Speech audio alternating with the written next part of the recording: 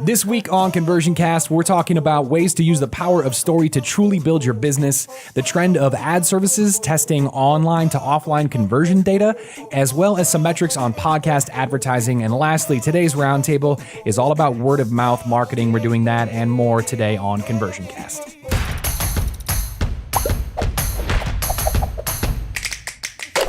Hello and welcome to another beautiful week at Conversion Cast. I'm your host, Ryan Copperud. This is brought to you by the teams at Lead Pages and Drip. And as with every week, I have my esteemed colleagues and friends joining me on the show. Josh, Liz, and a brand newcomer, Austin. Hey, what's going on, Ryan? Hello and welcome. How's everybody doing today? Pretty good. Yeah? Pretty good. Okay. Lovely. All right. I'm glad to hear that we're lovely. As with every week on Conversion Cast, we kick things off with the marketing news this week. I know y'all have brought an article that piqued your interest in the marketing news of the week. Who wants to kick things off this week? Can I start? Please go ahead, Yeah. Austin. Yeah, What do you got newcomer. for us? Start us off. Very cool. So I read an article called 4 Ways to Use the Power of Story to Build Your Business. This was published in Inc.com. And the author, who I really don't want to butcher their name, but I think it's Alia Poison or Poison. But anyway, the article talks a lot about how important the storytelling is in the product that you're pushing, the brand that you're pushing, whatever that is. So she outlined 4 different ways that you kind of approach that. So creating a cohesive brand narrative, sharing that story across all of your channels. So not just social media. I know a lot of folks are like, I got to tell everything on Facebook and Twitter, and I've covered it. Yeah. And that's like barely scratching the surface. And then including your story with your product. So to give you an example of that, if you know the Tom's shoe line, Sure. like what does everybody think of with Tom's? What do they do? Buy one, give one. Right? That's their story baked right into their product, which is super cool and easy for them to achieve in that way.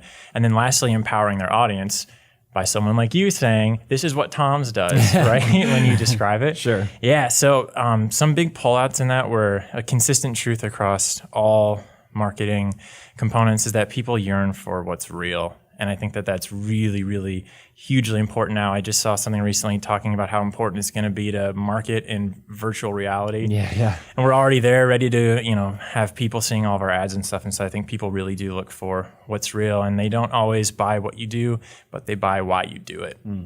So, yeah. I think it's interesting because a lot of times people talk about, you should be in all these channels, but they don't tell you what you should do when you get there. And so the storytelling element keeps coming back over and over again is like, this is a really great way to engage people. Yeah, definitely. And she even mentioned that too, saying that social media is a great start, but it goes beyond that. So they talked about partnerships, which are really big. One of them in particular was Red Bull and GoPro. So Red Bull and GoPro kind of have the same audience, and they each have their own story, but it sort of piques the interest of that same audience. So they partnered up on a lot of events to work together and build that outside of just the social media aspect. Now they've got these events and these partnerships, and people kind of start to associate those brands together, and they see part of that story overall. Very cool. Super cool stuff. I dig it. Liz, what do you got this week in the marketing news? What's piqued your interest? Awesome. So I read an article called "This Infographic Shows Why Podcast Ads May Be Perfect for Fitness Brands." Interesting. And yeah, I found it in Adweek by the author Christopher Hine. And basically, the takeaway was more people than we thought are listening to podcasts while they exercise. Most importantly, regular exercisers, 40% of them are tuning into podcasts. So instead of music while they're on the treadmill, they're tuning into podcasts, which is huge. This is me, for what it's worth. I totally do That this. sounds really difficult. Hey, if Really? you're exercising Yeah. right now, Just get lost in it. thanks for listening. Yeah. Yeah. I do, though. I bike ride and I listen to podcasts or audiobooks, but Yeah. I prefer that over music, actually. So I totally can resonate with this. Yeah, and so it just got me thinking about how maybe a lot of health and fitness professionals might not even consider a podcast, and they could advertise on a podcast and hit people with a message about their brand, their diet plan, their exercise routines, all that stuff when the person is most interested while they're That's exercising. huge. Yeah. So do you all go through the workout cycles of like, I'm doing this time? have you been there? And then it lasts for like a Yes. week, Yeah, right? yeah. Yes. And when you're in it, I think for me, what I'm always thinking is like, okay, 3 weeks from now, I'm going to be at this phase. And then 3 months from now, I'm going to be crushing it here. And I think having an ad talking about like, let's get you to that next step, that is mostly when I'm ready. Because when I'm sitting at home and I hear that, I just feel shamed. Yeah, yeah. You know, so Yeah, I'm like, sure. I don't want, I'm not even Yeah. going to watch that. So I feel like a lot of personal trainers and stuff, they might try to advertise themselves and market themselves in places that they think makes most sense, like in a gym or at some sort of healthy food place, you know, the bulletin Sure. board at the local co-op, things like that. But Yeah. they might not consider this huge audience they could have who are directly in tune with podcasts that they're listening to. So And catch them in the moment. Yeah, Yeah. that's cool. I would love it if you are a listener or a viewer who's doing anything with podcast advertising. Let us know. Hit us up on social. I'd be curious to know, especially how that works for those health and fitness brands.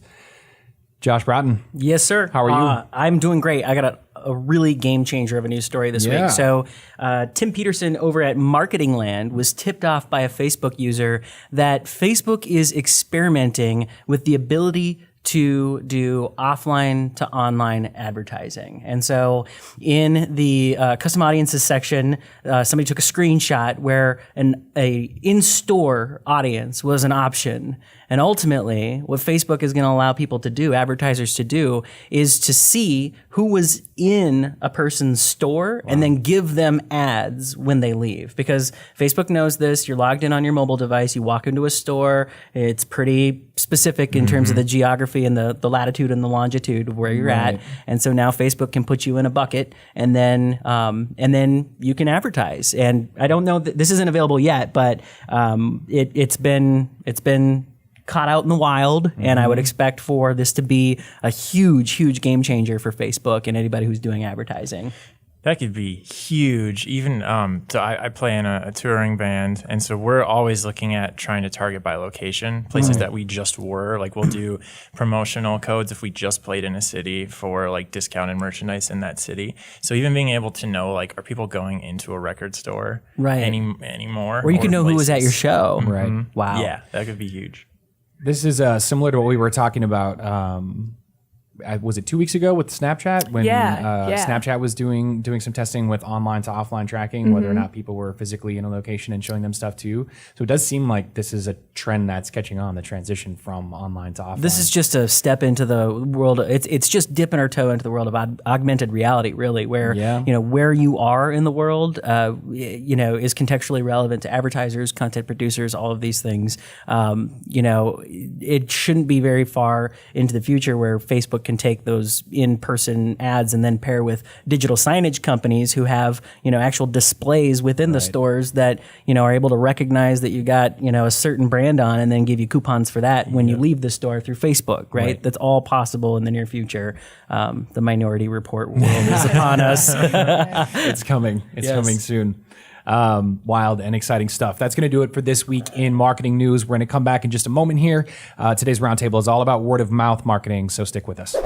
This episode of Conversion Cast is brought to you by Converted, the nation's premier marketing conference from the team at Lead Pages and Drip. Join us for 2 days of networking, fun, and education, where you'll learn proven conversion marketing campaigns from 15 of the best marketing minds in the business. Speakers include Pat Flynn from Smart Passive Income, Joanna Wiebe from Copy Hackers, Lead Pages' very own Clay Collins, podcaster and filmmaker Kevin Smith, and many more. And starting now, use the offer code SAVE200 at checkout to take a full $200 off any ticket you purchase. We hope you'll join us at Converted, October 17th and 18th in Minneapolis, Minnesota. Get your tickets today at converted.com.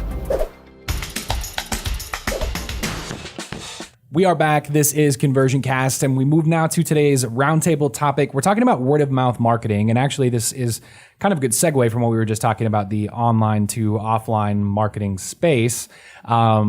We know that word of mouth is important. In fact, in the entrepreneurship report that we did at Lead Pages in 2017, we found that 49.8% of people surveyed said they get the majority of their new customers through word of mouth marketing, which that's half the pie. That's a huge percentage. But I also feel like a lot of people feel like word of mouth is pretty nebulous. You just sort of cross your fingers and hope that people are going to say something nice about your brand or nice about your products. And if you do all the other things right, hopefully that's sort of a byproduct maybe of the rest of what you do. I'm curious to know what y'all think about word of mouth in general. Let's ask first, why is it so popular? I mean, why is that such a why is 50% of people's customers coming from word of mouth marketing? I think it's because we trust our peers a lot more than we could trust sometimes what feels like a faceless brand. Sure. Or corporation. I think there's always that component to it. You trust those around you in your community, and when you're looking for things, you're asking people, you're reading reviews, right? When you ask people, how did you find that product, that car you just bought? What did you do? Right. And I highly doubt the answer is, well, I just walked to a lot and asked the first person I found in a tie and then bought what they told me to buy. It's usually, I went on Google for 4 weeks. It was a huge nightmare process. I read all these reviews and went through all that. And even with the car thing, when you look at Tesla, for example, Tesla can compete with all the other car companies, the major ones, and Tesla hasn't spent a dime on ads. Yeah. They've never taken any out. They don't have any ad campaigns. It's just people word of mouth. Right. And I feel like it's even effective because I find myself becoming more skeptical of written reviews, actually, because I'm, if I'm on Amazon trying to buy something and I'm reading all these reviews and they sound like they're written by the same person, I'm like, something's fishy here. So then I'm to say that. yeah, exactly. So I'm more likely to go, to my social media networks and be like, hello, people on this network, like, what do you think about this? Have you used it? Instead of trusting those written reviews. So I feel like personally, word of mouth has played more of an impact in my decisions lately. Yeah. Yeah, psychologically, it comes down to this, this filter that we have in our brains. Like when you're looking at advertising, your brain is on like high alert and it's saying, I'm going to have to take every single piece of information that's being given to me right now and analyze it. Is it true? Is it not? And oftentimes we say, I don't really believe that, or maybe I do, but I don't want to put that much information into it. But when somebody like us or our friend says, hey, this is the way it is, like, we generally tend to accept that information at face value and internalize it much more quickly than we would with advertising. Yeah. So I think it's gold, right? Because you can have your message delivered through somebody that has zero friction with whoever you're trying to target. Yeah. To your point about skepticism in the reviews that you see, Liz, Nielsen did a study about trust in advertising and trust in marketing, and people say roughly 2/3 of respondents, 66%, said that they trust consumer opinions posted online. It's actually the third most trusted format of advertising. So I guess that's still a lot, but there's also still a third of people that are like, But how much longer though? I wonder, because especially in the last year where like fake news has become like a really important consideration. It's a thing now, right? And so people are like, go out and make sure you check your sources before you read anything on the internet, Well, and I think we as marketers reviews too, are the same thing. Yeah. And we as marketers too know that there is, go Google, buy a Amazon review. If you just Google, like, those are things that's why our defenses are up, right? Yeah. Like Liz was saying, you're already used to the language. When you look at it and the review that you're reading is not in a language that makes sense to you or flows correctly, you kind of already have suspicions about it. Looking for like verified purchase and stuff like that, I don't even really know if that matters anymore because it's easy to just add that on. But regardless, I still scroll down and read them. Like I know, and I look and even like I'll sit and complain about Yelp in the same breath as I'm scrolling through Yelp reviews for the restaurant I want to go to. Right. I totally know that feeling. Have y'all felt like at any point you've been marketed to via word of mouth in a way that made you buy something or made you feel invested in something in a way that you never had before? Are there certain brands that you feel like have executed on that really well, that have had an impact on you or people that you know? Or Oh yeah, I bought a bass guitar that I had never played, had never heard, and never seen in person, specifically because a friend of mine told me he liked the company. Wow. And that's a pretty big purchase too. A bass guitar is not about inexpensive. Yeah. And that's not a pair of socks. No, not at all. Well, it depends on the socks. If you tell me those are some good socks, I might be interested. That's been my main touring vessel, as it were, and I love it. But I had no experience with it. I couldn't even find one in the state. So I just ordered it and was like, well, if my friends that I respect are telling me about this, then, and they really like it and they like the company a lot, let's go for it. Yeah. Yeah, same here.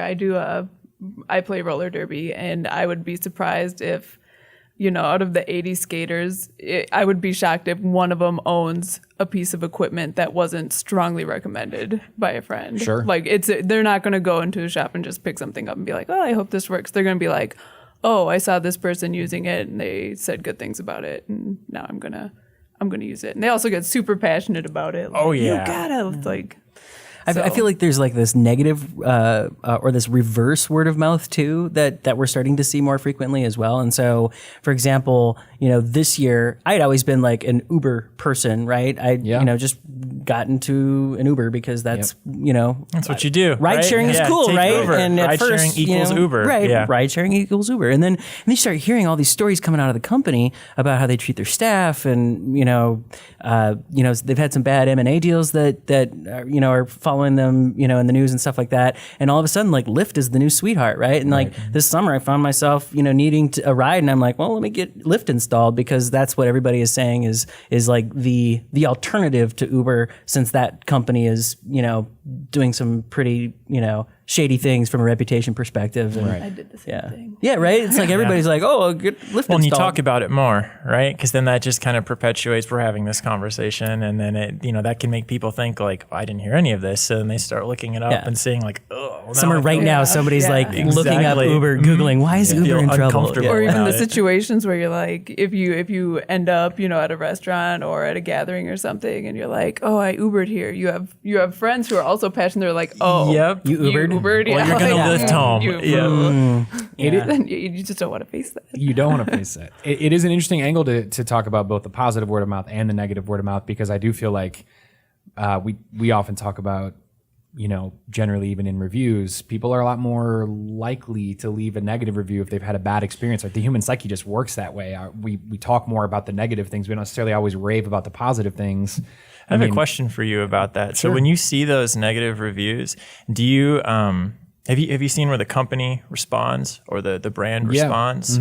How do you usually feel when you see those? Are you sort of just like, of course, or do you feel like, okay, at least they're acknowledging what's happening here? I would much rather have a brand do something about a negative review than nothing about a negative review. And I think that's huge to consider because we see customers that we talk to, but also just people who are doing this every day. The negative review is like, oh my gosh, right? We just sat and talked about how we don't want to take Uber because of these negative potentially, review or many. moral issues and having that fear of like, what if someone leaves a negative review? And I think as like what you can do, an action that you can take to not lose sleep at night over negative reviews is to just be transparent and respond. Like engage that person in the conversation. Even if it's like, I didn't like your product, I thought it was going to do this.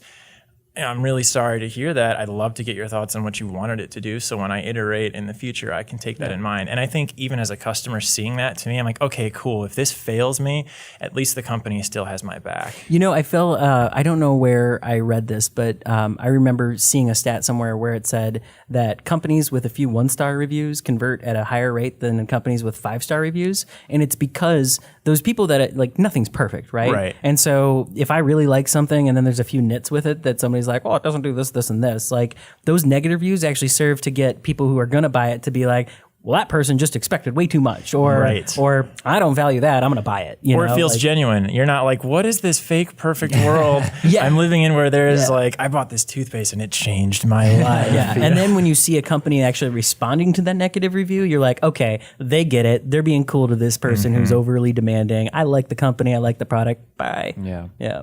So to that point about something people can do related to word of mouth, any other thoughts on what can people do to better influence word of mouth? I feel like we said at the beginning, it can be kind of nebulous to go, how do I get people to talk about me when I'm not there? Is it just about creating a good experience? Is it about creating a good brand? Is it more than that? Are there prompts that we can give people? What's what more can be done, I guess, to influence the amount of positive word of mouth marketing we're getting?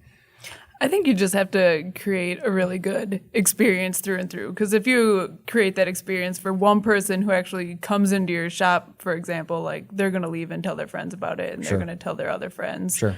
But what you kind of mentioned when we started this discussion was it's kind of also luck. Like you can't really say, I'm going to rest all my marketing eggs in this basket for word of mouth, like, because that it might not work. Like someone might have a really great time and a really great experience, but they just might not not tell telling their friends. Like Yeah. maybe no one asks. Maybe they don't Yeah. have friends. I don't know. Like it's a lot to risk. I think there's a couple. Oh, Josh, you got a friend in the corner. I think there's a couple things to consider there too. And I think part of that's knowing the right time to ask people to be champions. Yeah. Because I think just having an automated like share your feedback or post, like when you go to watch a video or you purchased a product and the first thing you're being asked to do is share.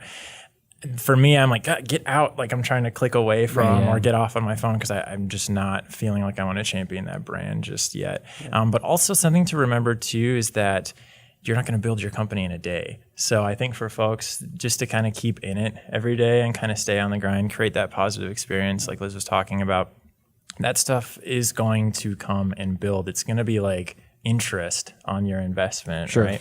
Yeah, I do feel that there is, while I largely agree with what the two of you just said, I think that there is just such low hanging fruit in this space that people can actually go and get. And so the biggest or the best time to ask somebody for a review is when they just had a great experience. And so if they say, oh my gosh, you guys are great, oftentimes we see entrepreneurs or business people or marketers respond back and be like, thanks so much, have a great day, period, bye.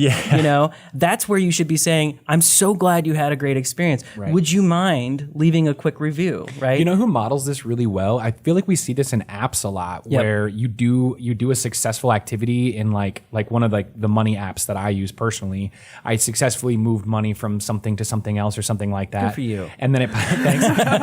But now he's telling you about it. Yeah. You get that push pop up that says, are you enjoying, great job, are you enjoying using this app? And if you say yes, they say, great, would you take some time to leave us a review in There's a whole in the App industry Store? that's popped up around that. Like there's Review Jump is one, Get 5 stars. These are software tools out there where essentially if you catch somebody who says I had a great experience, you send them a link and then that takes care of everything else. Like, did you have a good experience? Yes or no? If you had a good experience, then cool, give us a review. If you had a bad experience, give us feedback. Right. Kind of a cool branching survey. I think that apps that let you show off, that they just have an advantage, right? Because if you look at a fitness app and it's like, you've done this, like tell all your friends about it. You're like, that's right, I did that. Take that, Ryan. I did bike that many miles. And really you're just saying like, I use this app, it's great, right? Kind of thing. Well, and the other one too that I found to be effective, at least in my world, I see it in podcasts a lot where people will just say, hey, tell a friend. It doesn't necessarily need to be that digital, give us 5 stars. While that will make sense in a lot of people's businesses, I think sometimes if you create enough, like you said, brand equity and enough interest in your brand, just asking someone, just saying, hey, if you're enjoying what we do, tell someone you think that might be interested in it. you got to find at least one place to ask. Right. Exactly. One place. And So do you think there's like credence to incentivizing that at all, or do you think that comes across as kind of gimmicky almost, like when people give off discounts or if you refer a friend, those referment programs, then you will each get $50 back or something like that? Or do you feel like that makes people kind of feel like they're selling something they don't really want to sell? I think it depends, right?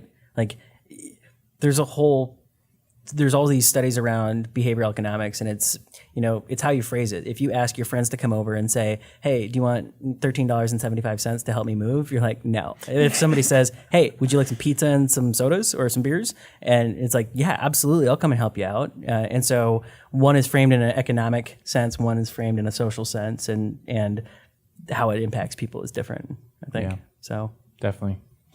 That's going to do it on time for our roundtable today. Thank you all for your brains, as always. We're going to be right back here on Conversion Cast in just one moment. We're going to be talking. We're going to be answering a few questions that came in on our social media accounts. So stick there with us. Would you like to be featured on Conversion Cast? Leave us a short voicemail at 612-568-8732 with your name, the name of your business, and your very best marketing tip. You could be featured on an upcoming episode of Conversion Cast just like this. So give us a call and share your marketing expertise with us. We can't wait to hear from you. We're back with the social Q&A section of Conversion Cast. Today we're going to be answering a few questions that have come in through the Lead Pages and Drip social accounts. We've got marketers in the room and we've got marketers listening and watching. So let's have a conversation. We've got a question from Parisa Vasai who wants to know, will messenger bots become increasingly popular or are they just a fad. What do you guys think? Well, I was excited to see this question come in. Okay. Just because I just read a stat about chatbots and their rise in popularity. And so I went back into what I was reading and found this stat again. And there's a company called Headliner Labs, and they're a 2-year-old chatbot company. And they have a lot of big name clients. But they found that across the board, their clients were seeing a 40% engagement rate, with customers spending an average of 6 minutes per bot session.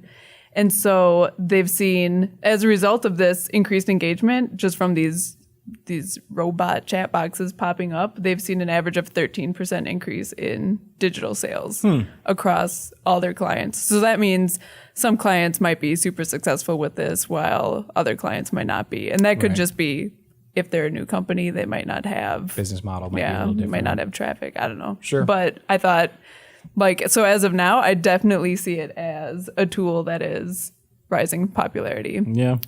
Well, and I wonder if this question is more around not just being popular, but are they beneficial? Are they going to be beneficial? Sure. You know, I wonder if this person's asking, like, is this something they should be considering? Right. Do I invest for their in this? business? Right. Yeah. Whether or not it's specifically like popular or fad, if it's going to last, how long it's going to last, that Right. kind of stuff. Josh, I know you got some opinions Fad, on total fad, Yeah. total fad. No, I don't know. I'm a little harsh on it, but here's what I think. Right now, I think everybody's like, oh my gosh, you can use chatbots to do everything. Yeah. Let me use chatbots to engage people, to sell people, to get them to my appointments, to sell them my really. Just like with email automation, it's great for doing some things, but it can't replace, certain types of personal connections. I feel like with chatbots, we're going to be like a year or two away until people are going to be like jamming operator into the chat box because they just want to talk to a human. I guess that's a really great parallel. If you're wondering about chatbots, just look at automated phone machines, right? Or when you call in and it's like, please press what, you're like, go, no. I'm going to be here for an extra 20 minutes while I go through and wait this And you see a lot of the parallels, right? Because they're listening for trigger words, which a lot of these bots, which is the exact same thing as the phone trees. And they can't always hear you. Right, they can't always hear you, which voice recognition is a thing. And that's similar in the chatbots too, where you may enter syntax differently than what the chatbots know to recognize. And then even with the stuff where they're like, well, artificial intelligence is going to handle all of this, there's all sorts of complexities like, we have, the chatbots hooked up to your knowledge base, and we're going to automatically pick the right article. Right. How do you know when somebody says something that you're going to pick the right article from Zendesk when there's 16 different facets of a topic? It's not context based at that point. You're just looking for keyword searching, and we find that a lot working and training with customers and people. That can be really difficult. That's a big hurdle when you're trying to look at context versus just keyword searching and finding stuff. And if you're expecting a bot to do that, I think part of this also too comes back to we were talking about earlier, creating that story and that brand. And I feel like that's a good way to create the wrong story, especially if you have a type of service or site that people visit often when they're deciding if they want to purchase or not. Yeah. They're constantly getting the same prompt, the same bot. It can make you feel really alone in that process and like the company's not present. It's almost like having a parent that you only Skype with or you only get recorded messages from. You can kind of feel distant from that because you just don't have that same relationship building. Yeah. Sure. I think, if people are thinking about it really critically and they're like, well, what are the things that where I can use automation to facilitate, utility? Like if you want to schedule an appointment with me, like have the bot show you my Calendly calendar and, put in their availability and schedule the appointment. Have that be automated through a bot. Yeah, totally. But, if I have questions as a human being, like I don't think chatbots are going to solve your sales problem there. Might take a little while if it does. We need a Turing test to be fully passed before we can get to that point. Cool. All right, we're going to keep it moving. We have another question this week from Andrea Thompson, who wants to know, how can video be used to maximize our return with leads? And I thought this was an interesting question. We do a lot of video here, obviously. Many of you are watching us right now. Anyone thoughts on video and the success of video or its contribution to warming up leads or making them happier in general? Well, I feel like a lot of companies use video for the obvious reason of demonstrating their product. Is it Zappos? They do like a video for each of their shoes or bags or something, and models. usually it's just like a guy walking across the screen. You're like, oh yeah, that shoe's doing what shoes do right now. Like it's walking. That but shoe was made for walking. even that, it's you can get a sense of what that shoe looks like on a person, and you can put yourself in that. And I'm more put apt to yourself in that buy. shoe? Yeah, I can put Ah. myself. Nice. Yes. Knocked it out the park. So I personally enjoy seeing people demonstrating items. Yeah, I think that's huge because if you consider context, right? If you ever get a picture from someone trying to demonstrate the sizing of something, if they're like, this egg that I got out of this carton was huge, but it's just a picture of an egg, you have no context whatsoever compared to somebody being next to that item or holding that item or showing you. That's really huge if you have a really weird body type like I do. So when I'm looking to purchase clothes, it's pretty much impossible. So being able to see those videos of someone and it'll tell you what their measurements are. Like this person is 6'4". I'm like, well, they're still kind of short, but okay. And then I can see them kind of walk around with it and see like how it sits on them. Like, oh, that's just a square. I'm not going to get that one then. Sure. No. I think, earlier we were talking about, your news item, Austin, was talking about, storytelling, right? And I feel like video, if you're talking about should I be using video, then I wouldn't suggest boiling the ocean all at once. I would say like, what's the best story you can tell people, right? And so if your story is, here's who you are and your problem that we think you have, here's who we are and how we can help that, and here's how the journey unfolds together. I feel like that's a good format for a lot of like introduction, like homepage or explainer type videos that are often the first one that people. Yeah, I think being mindful of others' time is really important. I saw a video on David Cancel talking about I think Burn Down, that book that they have over at Drift, and their little clip for it was just a 40-second video. Yeah, just explaining, one of the co-authors of it explaining what you're going to get in it and what it talks about. And then you can really dive in. So you're not having to prioritize a 20-minute video that you kind of want to skip through because you've got other stuff going on or that third monitor, like we were talking about. I think our video earlier. team loves like 9-10 minute videos. I think that's their favorite. Chance.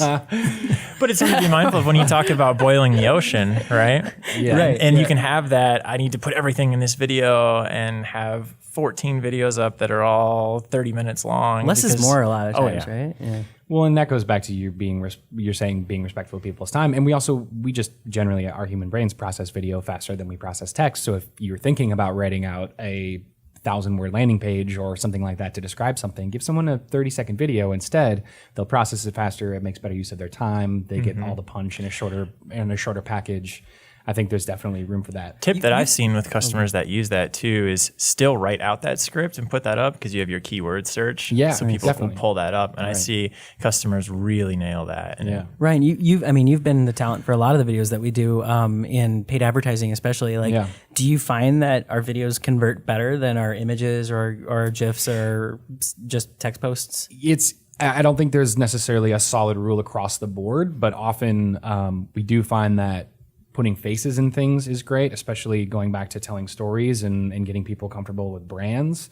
You can really humanize your brand pretty quickly if you're willing to light yourself pretty well. Really, I mean, yeah, it sounds silly or it sounds so on the nose, but it's true that some people really like to hide behind the keyboard. But if you can light yourself easily and use an iPhone camera and you shoot it from a decent enough angle, you can humanize your brand really quickly, even if it's just on a thank you page. Hey, thanks for signing up for my newsletter.